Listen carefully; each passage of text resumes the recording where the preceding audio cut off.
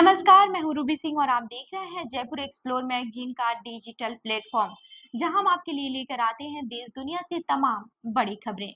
बता दें कि नेपाल इन दिनों सुर्खियों में है। सोशल मीडिया पर बैन के बाद वहां की युवा सड़कों पर उतर आए और उनका गुस्सा हिंसक रूप ले लिया। काठमांडू में सोमवार से शुरू हुए प्रदर्शन में पहले ही दिन 20 से ज्यादा लोगों की मौत हो गई। अगले दिन भी 2 और लोगों की जान गई।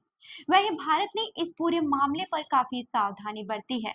अभी तक कोई बड़ा बयान नहीं आया और नागरिकों को सलाह दी गई है कि हालात शांत होने तक नेपाल की यात्रा टालें। नेपाल एक लैंडलॉक्ड देश है और कई जरूरी चीजों की सप्लाई भारत पर निर्भर है। इसीलिए भारत के लिए नेपाल की स्थिति हमेशा अहम रही है।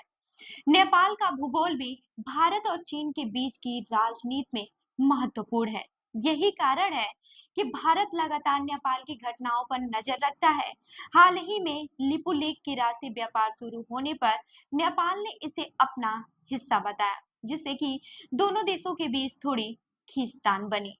वहीं विशेषज्ञ मानते हैं कि इस बार का आंदोलन मूल रूप से भ्रष्टाचार और बेरोजगारी के खिलाफ है।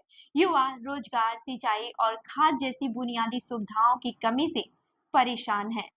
वहीं नेताओं के आलीशान घर और जनता की मुश्किलें इस आंदोलन की बड़ी वजह हैं। गौरतलब है कि नेपाल में मार्च में राजशाही समर्थक प्रदर्शन भी हुए थे। इस बार के प्रदर्शन हिंसक होने के कारण तत्कालीन प्रधानमंत्री केपी शर्मा ओली ने इस्तीफा दे दिया। विशेषज्ञ विजयकांत कर्ण कहते हैं कि इस आंदोलन का भारत पर कोई सीधा असर नहीं है। उनका कहना है कि नई सरकार जो भी बनेगी वो भारत के साथ अच्छे संबंध बनाए रखेगी। हालांकि नेपाल और भारत के बीच सिर्फ भौगोलिक ही नहीं बल्कि सामाजिक और आर्थिक रिश्ते भी हैं।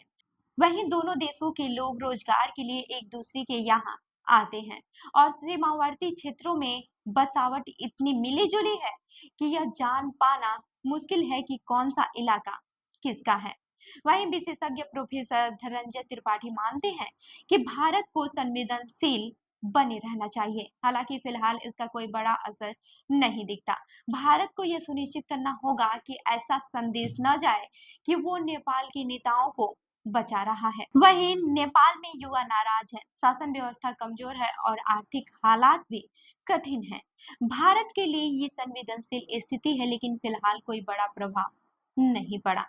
जनता की भावनाओं का सम्मान और सतर्कता बनाए रखना ही इस समय सबसे महत्वपूर्ण है। तो इस खबर पर आपकी क्या राय है, हमें कमेंट करके जरूर बताएं। और ऐसी ही अन्य खबरों के लिए हमारी वेबसाइट www.jaipurexplore.com पर विजिट करें। धन्यवाद।